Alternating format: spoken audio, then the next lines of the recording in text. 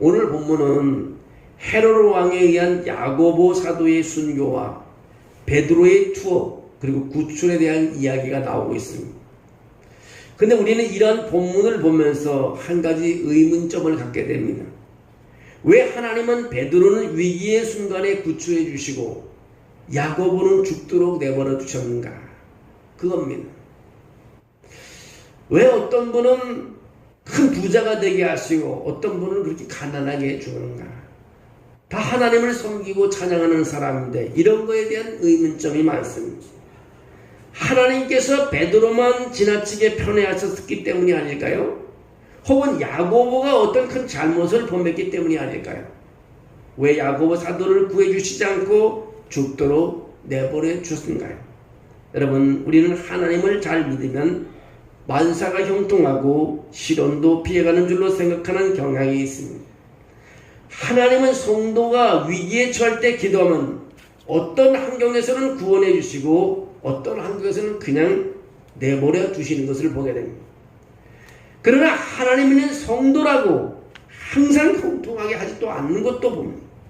또 기도하면 들어주시는 하나님도 볼 수 있습니다. 이 고난이나 위기를 당하지 않을 때도 있지만 당할 때도 있다는 것입니다. 하나님을 진실하게 믿는 성도라도 시련을 당할 때가 있다는 것입니다.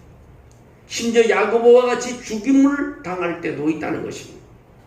하나님은 성도들을 보호하시고 형통한 길로 인도하시지만 때로는 시련과 죽음에 처하도록 내버려 주신다는 것입니다. 물론 이것은 하나님이 성도들을 편애하시기 때문이거나 그들을 보호할 능력이 없으시기 때문이 아닌 것입니다. 그럼에도 불구하고 누구는 위기에서 구출하시고 누구는 시련을 허락하시고 심지어는 죽음에까지도 버려주시는데 그런 것은 다 주님의 큰 뜻을 모은 큰 목적이 있다는 것을 알게 됩니다. 하나님의 목적이 있습니다. 그 크신 뜻에 따라 어떤 때는 성도의 신앙 연단을 위해 불가피하게 시련을 허락하시기도 하시고 어떤 특별한 목적을 위해 죽음에 이르게도 하신다는 것입니다.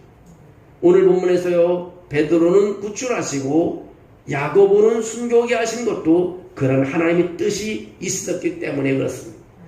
그러나 우리는 하나님의 뜻을 잘 알지를 못합니다.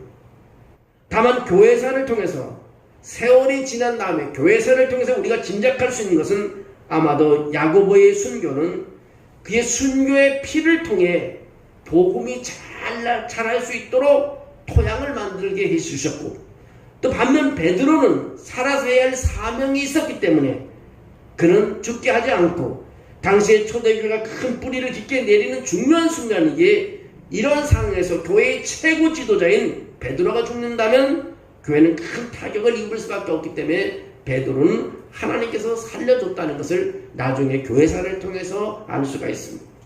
그래서 베드로만큼은 그에게 부여된 사명을 수행하도록 천사를 보내셔서 도와주셨다는 것입니다. 그러나 엄밀히 보면 베드로는 그의 사명을 완수하기까지 순교가 잠시 보류된 것뿐인 것입니다. 왜냐하면 그 또한 그의 사명을 다 완수한 후에 로마에서 순교한 것으로 베드로의 그의 삶이 전해지기 때문인 것입니다. 우리의 죽고 사는 문제나 형통이나 고난의 문제는 하나님의 편애나 능력과 관련된 문제가 아닙니다. 오직 하나님의 목적과 관련이 되어 있다는 것을 알 수 있습니다. 일반적으로 하나님은 성도들을 보호하시지만 어떤 큰 목적에 따라서는 때로 고난과 죽음을 허락하기도 한다는 것입니다. 그러면 우리가 고난을 당하고 위기에 처할 때 오히려 그 가운데서 하나님의 크신 뜻을 발견하기에 우리는 노력하고 힘써야 한다는 것입니다. 복음으로 인해 고난받고요, 죽음의 위기까지 처할 때는 그것이 예수님의 영광뿐 아니라 그의 고난에도 동참하는 것인 줄 알고 기뻐할 수 있어야 되는 것입니다. 오늘 5절에 베드로가 옥에 갇히자 교회는 그를 위해서 간절히 하나님께 기도했다 했습니다. 베드로가 옥에 갇히자 교회는 그를 위해서 간절히 하나님께 기도했다는 거예요. 당시의 상황은 기도나 하고 있을 상황이 아닙니다. 이미 12사도의 하나는 야고보가 순교를 했습니다. 그것만이 아닙니다. 이제 명절이 지나면 교회의 수장인 베드로마저 죽을 위기에 놓여 있습니다. 다급합니다. 피가 마르는 것입니다. 베드로를 구하기 위해서 할 수 있는 모든 인간적인 수단을 찾아야 할 상황입니다. 그러나 교회는 그렇게 하지 않았습니다. 교회는 베드로를 구하기 위해 어떤 인간적인 수단도 찾지 않았습니다. 당시 성도 중에는요, 아리마다 요셉도 있었습니다. 높은 지위에 있는 사람도 있습니다. 니고데모라는 사람도 있었습니다. 능력 있는 바리새인들도 적지 않았습니다. 그렇게 정치적으로 풀려고 마음먹었으면 그렇게 할 수도 있었습니다. 많은 사람들이 주장하기를 기도만 해서는 안 된다고 말합니다. 기도와 더불어 행동, 액션도 취해야 된다고 말합니다. 그러나 초대교회가요, 베드로를 위해 한 일이란 하나님께 간절히 기도하는 일이었어요. 기도만 했습니다. 물리적으로 베드로를 가서 구출해내려고 하진 않았습니다. 특수부대를 조직하지도 않았습니다. 그냥 무릎 꿇어 베드로를 위해서 기도했습니다. 인간적으로 따진다면 너무나 무책임한 것입니다. 그런데도 초대교회는 끝내 기도만을 고집했습니다. 기도 외에 이런 생각지도 않았습니다. 사람들을 통해서 좀 어떻게 베드로를 구출할 생각을 하지도 않았습니다. 여러분, 우리가 되게 필요한 것이 있으면, 물건이 필요하다든가 우리 아이가 뭐가 잘못돼서 경찰서에 들어가 있다면 4촌, 5촌, 6촌을 통해서 거기 관련된 다 서치하잖아요. 찾아서 부탁을 하죠. 이 당시도 얼마든지 그럴 수 있는 힘이 있었는데 다 포기했습니다. 기도만 했다는 것입니다. 그들은 고난 속에서 성취가 취할 수 있는 가장 큰 무기는 기도밖에 없다는 것을 알았기 때문인 것입니다. 여러분, 기도는 나약한 자가 마지막에 붙잡는 지푸라기가 아닙니다. 기도는 교회의 가장 강한 힘이고 요새인 것입니다. 기도만이 가장 강력한 무기인 것입니다. 우리 예수님도 오직 기도로 모든 문제를 해결하였습니다. 그런데 왜 고난이 온다고 좌절합니까? 왜 세상 권력자들을 의지하려고 합니까? 왜 악을 악으로 갚겠다고 어리석은 행동을 하는 것입니다. 여러분이 보는 많은 사람이 크리스찬이라 할지라도요, 너무 세상을 의지하는 것이 참 많습니다. 우리 기도로 하나님을 의지해야 될 줄로 믿습니다. 구약성경 잠언 20장 20절에 보면 넌 악을 갚겠다고 하지 말고 여호와를 기다리라. 그가 너를 구원하시리라고 합니다. 내가 안 해도 하나님이 다 해주시는 것입니다. 내가 발버둥 치지 않아도 하나님이 아시면은 하나님이 구원해 주신다는 것입니다. 그러면 여러분, 기도하셔야 하는 것입니다. 기도하면서 하나님의 구원을 기다리셔야 하는 것입니다. 기도는 성도만이 가진 세상에서 가장 강력한 무기입니다. 성도만이 사용할 수 있는 무기가 뭐냐면 기도입니다. 기도. 다른 사람은 이 기도를 사용할 수 없습니다. 성도만이 할 수 있는 기도. 본문에서도 결국 베드로는 기도의 힘으로 말미암아 감옥에서 구원을 받았다는 것입니다. 기도의 힘으로. 기도는 성도가 고난 속에서 할 수 있는 최선의 태도임을 기억하셔야 하는 것입니다. 여러분, 위급한 상황 기도부터 해야 됩니다. 우리 아이 자녀들이 어려움 당할 때 기도부터 해야 되는 것입니다. 내 인생이 깜깜할 때 주저앉아 기도부터 해야 되는 것입니다. 우리는 하나님을 의지하는 삶을 사시기를 주의 이름으로 축원합니다. 또 한 가지는 성도들이 기도하자 하나님께서 친히 움직이셨다는 것입니다. 베드로의 구출은 헤롯이 베드로를 죽이려고 하는 그 전날 밤에 이루어졌습니다. 6절에 베드로는 절체절명의 순간에 극적으로 구출됐습니다. 한번 6절에서 읽어보실래요? 스크린에 있는 거예요. 헤롯이 잡아내려고 하는 그 전날 밤에 베드로가 두 군인팀에서 두 쇠사슬에 매여 누워 자는데 파수꾼들이 문 밖에서 옥을 지키다니. 이제 베드로는 죽은 것입니다. 죽은 거예요. 하룻밤만 자면 죽는 겁니다. 근데 여러분, 하나님께서 어차피 구해주실 것이면 한 2, 3일 전쯤 미리 베드로를 구워줬으면 얼마나 좋습니까? 근데 하루 전날 되어서야 또 소식이 없는 겁니다. 어떤 조짐도 보이지 않았어. 얼마나 애가 타고 피가 마르는 순간이었겠습니까? 결국 하루해가 완전히 저물었습니다. 더 이상 어떤 공식적인 조처가 취해질 수 없는 시간입니다. 이제는 살아나올 그런 방법이 없는 것입니다. 인간이라면 누구라도 절망하지 않을 수 없는 시간이 된 것입니다. 안 되는구나 하는 순간이었습니다. 근데 바로 그 순간에 하나님의 역사는 시작되었습니다. 거의 죽는구나 그런 순간에 천사를 보내십니다. 바로 그 순간에 하나님의 역사가 시작되는 것입니다. 하나님의 사대로부터 구원의 역사가 고요히 누구도 알 수 없게 진행되고 있습니다. 베드로 자신도 감옥에서 다 나와서야 정신을 차리고 자신이 구출된 사실을 알게 되었다는 것을 오늘 11절을 통해서 알 수 있습니다. 여러분, 이것이 바로 우리를 구원하신 하나님의 방법입니다. 한번 보실래요? 11절. 이에 베드로가 정신이 들어 이르되 내가 이제야 참으로 주께서 그의 천사를 보내어 나를 헤롯의 손과 유다 백성의 모든 기대에서 벗어나게 하신 줄 알겠노라. 정신을 차려보고 나니까 이제 자기가 살아나는 것을 압니다. 여러분, 우리가 작은 시련 앞에서도 우리는 좌절할 때가 많습니다. 쉽게 우리는 낙심할 때도 많이 있습니다. 우리를 눈동자처럼 보호하시는 하나님을 믿지 못하고 또 이와 같은 하나님의 무거운 구원 방법에 익숙하지 않기 때문에 그렇습니다. 내 방식, 내 방법대로 머릿속에 모든 것을 생각하니까 실망하고 좌절하고 넘어지는 것입니다. 그러나 성경을 보시기 바랍니다. 사드락, 메삭, 아벤느고는 평소보다 7배나 더 뜨거운 풀무에 들어가서야 하나님의 구원을 경험했습니다. 하나님이 자기들을 도와주시고 구원하신 걸 알았습니다. 다니엘은 사자굴에 들어가서야 하나님의 역사하심을 체험했다는 것입니다. 아브라함은 이삭을 향해 칼을 번쩍 들고서 자기 아이를 독생 이삭을 하나님께 드리려고 손을 대는 순간에 하나님의 음성을 들었습니다.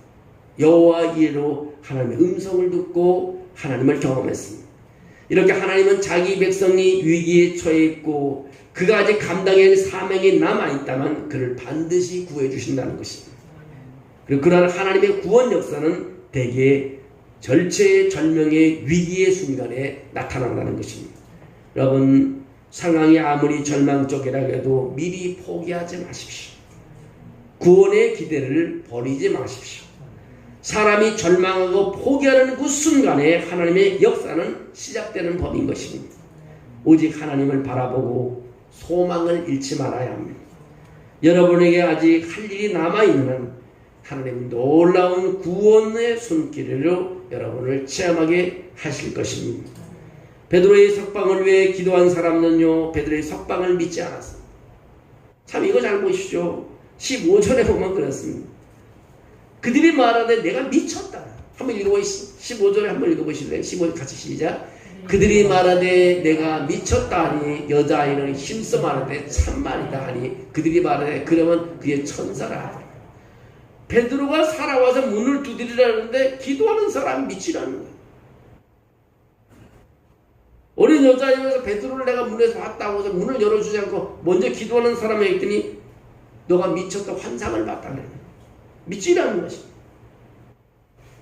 영국의 소설가 웰즈의 작품가 대주교의 죽음이라는 그 단편 소설이 있는데 대주교는 날마다 습관처럼 기도했다고 합니다. 전능하신 하나님하고 기도했는데요. 그런데 어느 날 하나님 음성이 들려왔답니다. 무슨 일이냐? 이 말을 듣는 그 대주교 심장마비로 죽었다고 합니다. 그것은 뭐냐면 전혀 기대하지 않았던 하나님의 음성이 들려진 것입니다. 그냥 습관적으로 왔다고 해서 하나님을 믿지라는 거죠. 대주교를 알죠.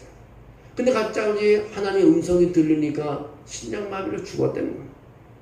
이것은 형식적인 종교인들에 대한 풍자된 얘기지만 그러나 이는 기도하면서 기도 응답에는 확신을 갖지 못하는 성도들을 향한 비판의 이야기라고 볼 수 있습니다. 여러분, 우리는 열심히 기도해야 합니다. 밤을 새워 기도해야 합니다. 눈물을 흘리며 애절하게 기도해야 합니다. 수일 동안 금식하며 기도할 수 있어야 됩니다. 몇 날 며칠 밤을 새워 기도해야 되는 것입니다. 그러나 그렇게 하면 무엇합니까? 정작 기도에 대한 확신이 없는 말입니다. 기도 응답에 대한 확신이 없으면 기도가 응답되어도 무슨 응답인지도 모르고 지낸다는 것입니다. 기도 응답을 자기 것으로 만들지 못한다는 것입니다. 그래서 감사할 줄도 모른다는 것입니다. 그러므로 여러분 열심히 기도하는 것이 좋지만 그 이상으로 응답에 대한 확신도 가지시길 바랍니다. 확신이 있어야 돼요. 기도를 하면 하나님 도와주시는 확신이 있어야 되는 거죠. 기도 응답의 확신을 갖고 하는 기도만이 응답으로 돌아올 수 있는 것입니다.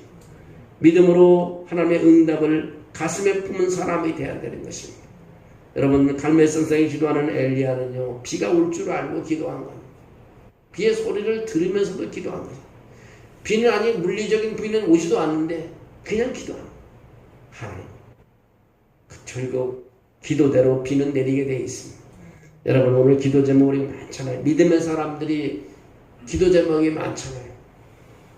직장에 다니는 사람 직장을 위해서 기도해야 되고 또 가정에 있는 사람은 가정을 위해서 기도해야 되고 또 이웃을 또 서로 섬기는 사람은 이웃을 기도해야 되고 서로 믿음의 형제점에 서로 기도를 나누고 기도로 대접하잖아요.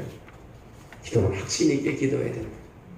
그럼 그 기도는 하나님께서 시간이 되면 응답해 줄 줄로 믿습니다. 오늘 베드로를 위해서 기도하는 기도의 그 소리가 하나님이 드시고 베드로를 하나님 구출해 주시는 모습을 우리가 볼 수 있었습니다. 여러분의 삶 속에도 기도로 승리하시기를 바랍니다.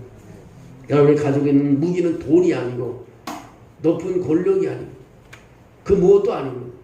하루아침에 다 무너지지만 기도는 또 뺏어가지도 못하고 여러분 기도는 힘 있는 것입니다. 새벽에 기도하든 한낮에 기도하든 저녁에 기도하든 밤에 자다가 일어나서 기도하든 눈물로 기도하든 금식으로 기도하든 그 기도는 이루어질 줄로 믿습니다. 여러분 하나님 말씀을 우리 들으면서 이 말씀이 왜 나에게 들려줄까요? 나도 확신 있는 기도를 해야 되기 때문에 이 말씀에 들려주는 것입니다. 베드로가 이렇게 기도로서 천사를 통해서 구출되는 것도 그 할 일이기 때문에 기도를 통해서 그를 구원시켜 주는 것을 볼 수 있습니다. 여러분 삶 속에도 이런 기도를 통해서 승리하는 삶이 되기를 주의 이름으로 축원합니다. 사랑이 많으신 하나님 감사합니다. 믿음으로 아버지 하나님이 승리하게 하심을 감사합니다. 우리의 가는 길이 참으로 복있게 도와주시기 원합니다. 내가 기도로 승리하는 사람 되게 도와주시옵소서. 내가 세상 모든 것이 실패해도 기도만은 승리하게 도와주시옵소서. 사람들이 나를 어떻게 보는 간에 나는 기도의 사람임을 증명해 볼 수 있도록 도와주시옵소서.